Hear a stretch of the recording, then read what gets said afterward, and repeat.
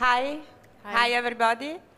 Good afternoon. My name is Amy Fontana, and I'm the founder and creative director of West of Rome Public Art. I'm here this afternoon with Marnie Weber, and Marnie is one of the artists of our Women in the City series, and her show is actually up in Los Angeles, in Altadena at the moment. We have another project up that is Jennifer Boland, also for Women in the City. So we thought that the best way for you guys to give you a taste of what West of Rome does is to show you a short movie, and we rushed to do this short movie in the last couple of weeks.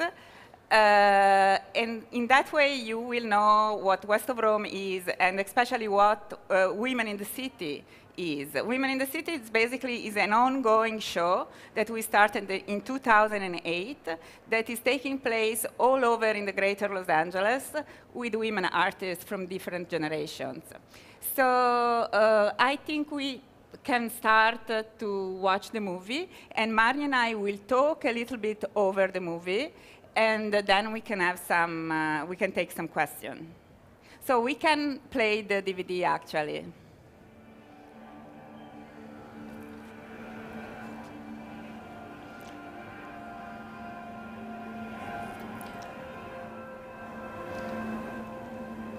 I hope it's not too bright in here, probably is, but.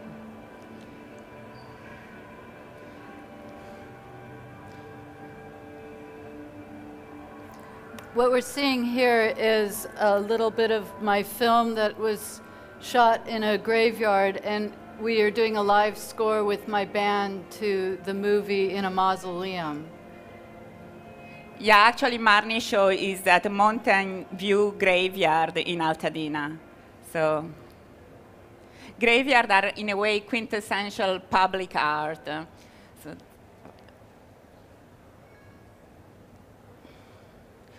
So these how Women in the City started in 2008 when West of Rome really went public and viral all over the city. And one of the artists that we work with was Louise Lawler, and we re-screen her famous piece, A Movie Without a Picture, at the Aero Theater in Santa Monica, where was originally showed in '72, I believe. And that is 2008. Another piece by Louise. You can turn up the audio on this.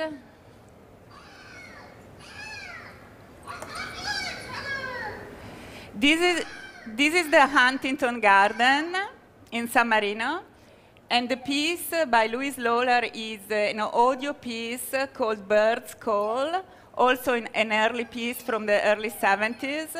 And in this piece, Vito, Aconci.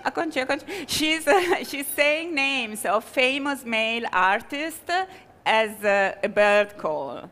And so it was really great to have that piece placed in the context of the botanical garden, and people were getting really like confused. And this is Barbara Kruger. Plenty. This video was realized expressly for the Women in the City show with the help of the Broad Foundation. And it was, the video was done, Barbara is the only artist of the first group of Women in the City artists that is from LA. So she did a work that is about LA, and it actually addressed the drivers. So the work was placed in 3 different locations in Los Angeles. This is on the top of LACMA West.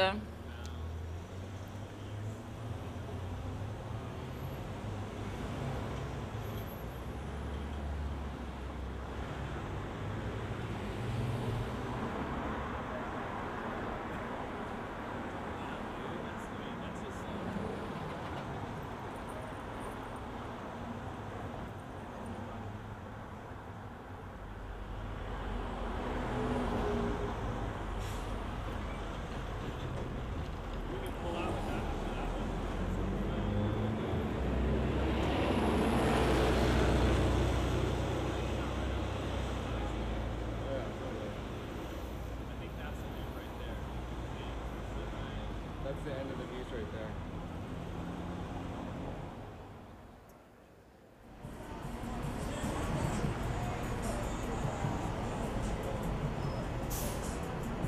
Jenny Holzer was another artist of the first group from 2008, and her work was placed like in something like 200 different locations all over Los Angeles. Now we are seeing marquees at the Roosevelt. Romantic love was invented to manipulate women. And we had these up on Valentine's Day, and it was very difficult to get these up. Everybody was complaining, even if it seems such an innocent, but you know, romantic love sells really well, so in a high-density advertising zone, they didn't like that. This is the inflammatory essays that were posted, wild posted, all over the city.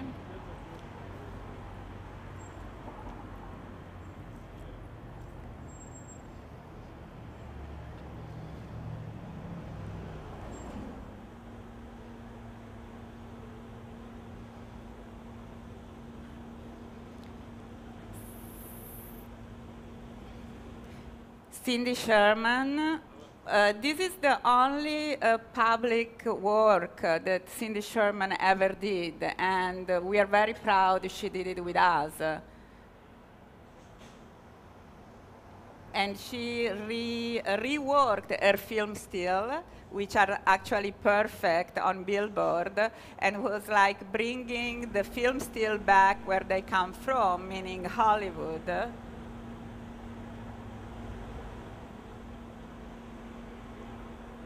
And in some cases, interesting, like in this case, she had to re-manipulate the image because the format of the billboard would not fit otherwise, so she doubled the image. So it's really the first time that she was going back and touching this material again. Very historical. This is Jennifer Boland. It started like in July and is going on for 1 year. And is all in empty storefront all over Los Angeles. So it's really viral. And right now it's up in about 10 locations. It's called the plywood curtain, and it's of course a comment of the situation of real estate and especially of retail, actually, retail sale. So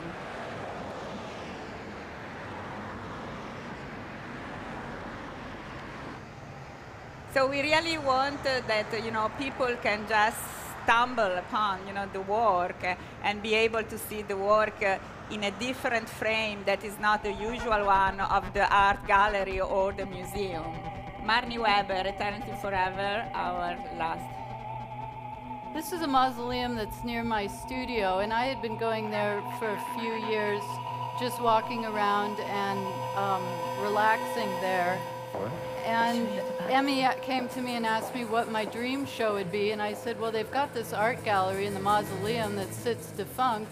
I'd like to show my collages there. We were walking there when we started this conversation, actually.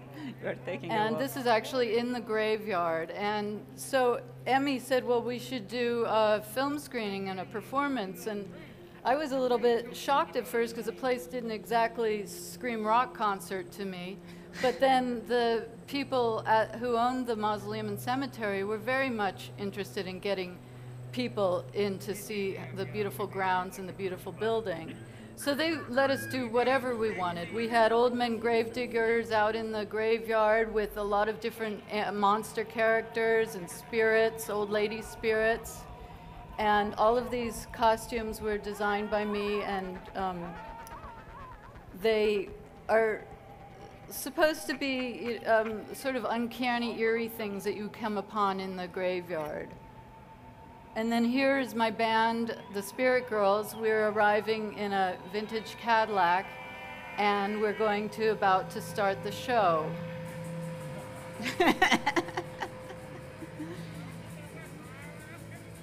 So I think the whole thing embraced all the different aspects of Marnie's work, and that would not have been possible elsewhere. So I think that's our mission, really, you know, to do things that would not be possible in any other situation. We had over 500 people at the mausoleum in Altadena that evening, and it was really beautiful. And someone said that we made every punk kid dream coming true, meaning a rock concert in a cemetery. So this is some footage from the cemetery, and now we're seeing some of the film as well. Doing the show at the mausoleum was very wonderful for the neighborhood, and a lot of people said that they had driven by the mausoleum for years and never felt welcome. They didn't know they could go in there even. So for the 500 people plus who are still coming, it's very important to bring the neighborhood into the mausoleum. Yeah, activating neighborhoods is part of our mission as well, you know, activated and making vital area of the city that otherwise would not be, you know, would be ignored even by people that lives around there. And the band did a live score to the film that night, and I do have a recorded soundtrack as well, but we're recreating it here. And then my band went on to do a set of about another 45 minutes worth of songs. It's important for me to work in a lot of different mediums with my practice. I work in collage and film and music and sculpture as well, and costuming. That's myself playing the lead character, a silent film era star. And my band, the Spirit Girls, we perform with masks on because we like to have an otherworldly feeling about us. And there you see the crypts. Those are bodies stacked up 20 feet high in some cases. So we had a standing and a lying down audience. They were waiting for 100 years for this to happen.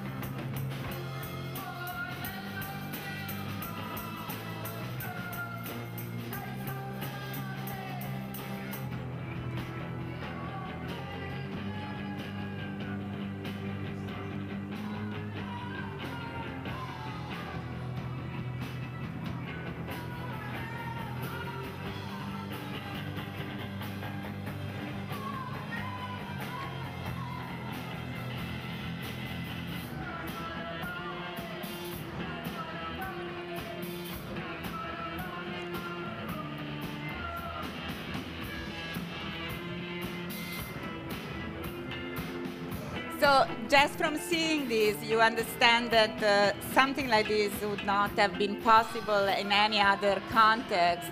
And, you know, it's really, we want to give like the audience a full experience that is also like almost a sensorial experience that is completely different from what you can get again in museum or in art gallery or in more like traditional way of exhibiting. So we are trying to work in a way to find new way of exhibiting that really can generate new audiences and could be a unique occasion for the artist, I think. I think quite often contemporary artists don't consider the audience, and it's always been very important to me because growing up in bands my whole life, even as a contemporary artist, I do consider the audience, and so it was a perfect occasion to think about the architectural space, the way the band and the characters would maneuver around the space and the graveyard, and to create the whole thing so the audience could have a sensory experience themselves and feel like they own the experience rather than coming in upon something that didn't really belong to them. Yeah, that is like, that is given by them to like an authority, like, over, Right. you know, like, so. Yeah, exactly. So yeah, also we want to be really inclusive, you know, we want contemporary art to be inclusive and not exclusive. That's also a big part of our mission.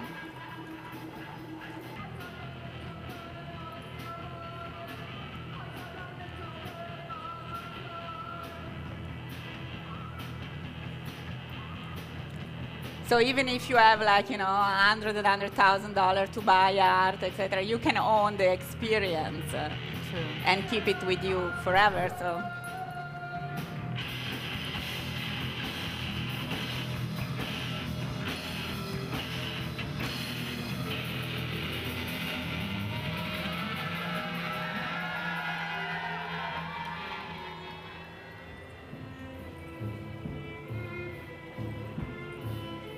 And then we led a procession through the mausoleum up into the art gallery here. Yeah, it's very funny. This mausoleum does have an art gallery that they never use it, but we use it to show these collages that Marnie did, utilizing a lot of images from graveyards that she has been collecting over years.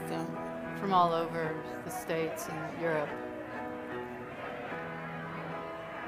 And we had a piano player.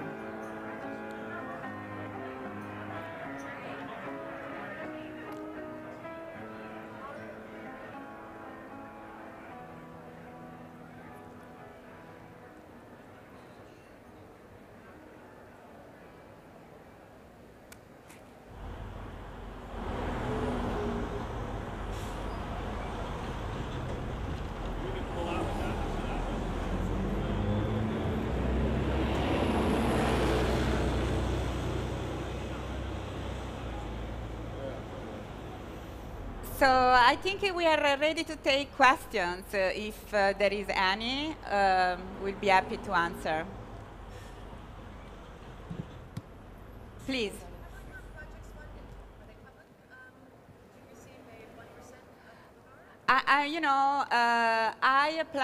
We applied for a non-profit status in 2008, and just we got in 2009. Right now, we are starting to get grant and to partner actually with institutions like the Getty and for Pacific Standard Time. And also we are getting private support. We got support from the Broad Foundation, from Francois Pinault Foundation, and also from small donors. And we hope to get more and more grants because we know what we do is important. Please. Please. When you were entering, when you decided to do, when you discovered you could do this piece in the mausoleum, in approaching that kind of space, where people are buried and might be considered a type of sacred space, did you think about how to approach that environment? And sort of have a silent agreement with... Yes, absolutely. I wanted it to remain a place of reverence, and I didn't want anything to, any people to feel insulted because there were family members coming through there. And I was a little concerned about the monsters, and so I did keep them in the graveyard after hours, and the concert itself was after hours. But it was a very strange experience when we were loading up all the sound equipment and the amplifiers right next to the crypts, and I don't know, I just had a feeling that it was okay because the owners... Nobody complains. Yeah, nobody complains, yeah. And also there was everything went so smoothly and so easily. I know that spirits have a way of throwing wrenches and things, and they were really on our side apparently because it went very well. And so and then in the collages in the art gallery, I wanted to be respectful as well. They're very fantasy oriented, but I didn't monitor myself, but I would try to be respectful. So, thank you. Thank you.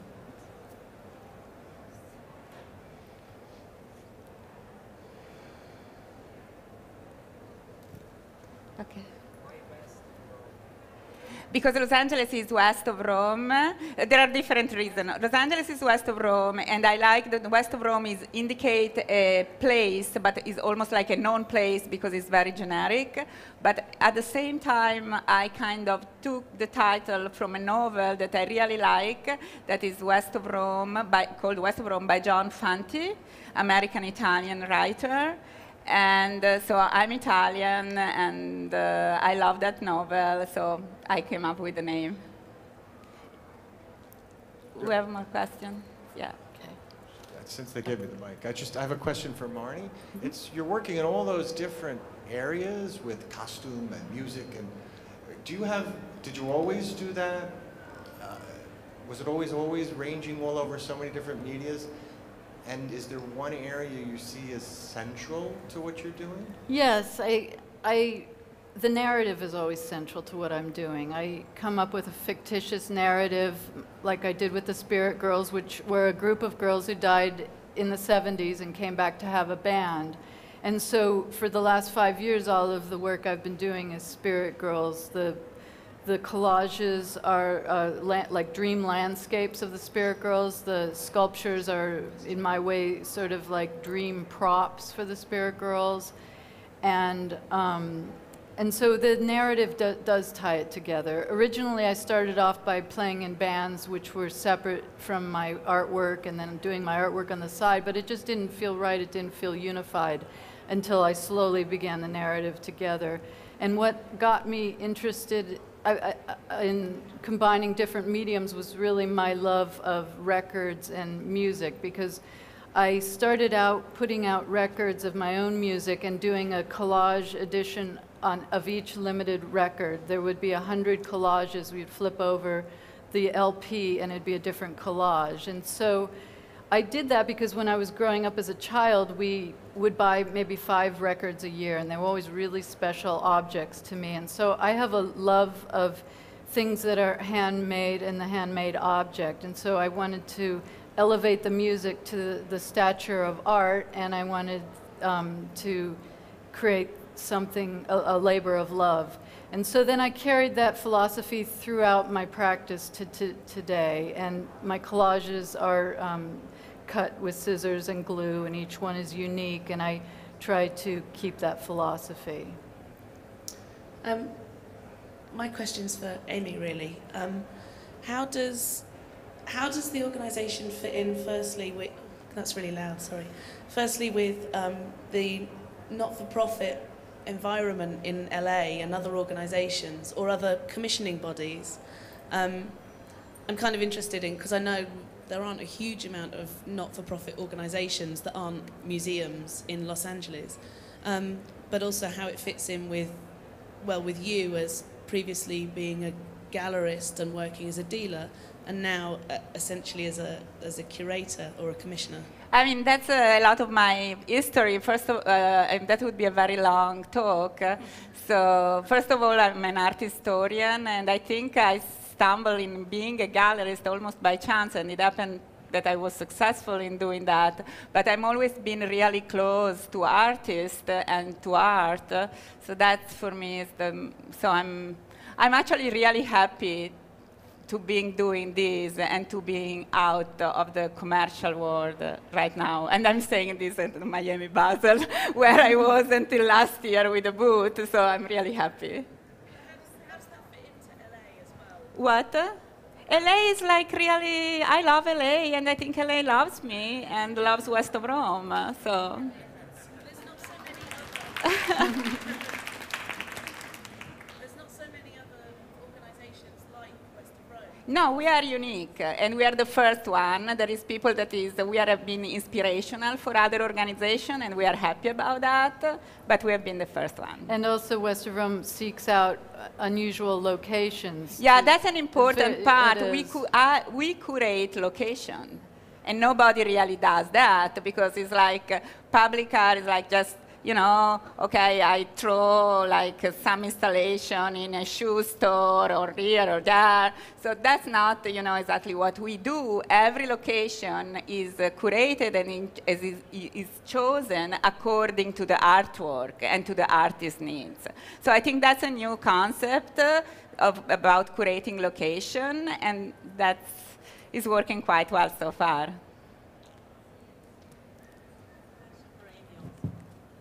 It's not a secret. What are you working on now, or what's your next project? Oh, I'm working on more than one project, actually. Since maybe I can mention, I'm working on Trilogy, that is this project that I'm doing in partnership with the Getty, and is a series of 3 performances based on concept, on the idea that came out from the women building. I have a strong interest in women artists since ever. When I had the gallery, my first 2 years of the program were just devoted to women artists. So, but we are going to produce 3 new performances with contemporary artists based on concept that came out of the experience of the women building. And the artists are Andrea Fraser, Vaginal Davis, and Mike Kelly. And we thought in this way we gave a good spectrum of sexuality, gender, I mean, not all, but good enough.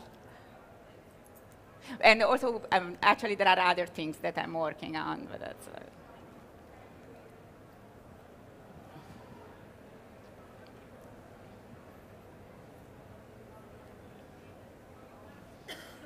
Anyone else? Okay, thank you. Okay, thank you.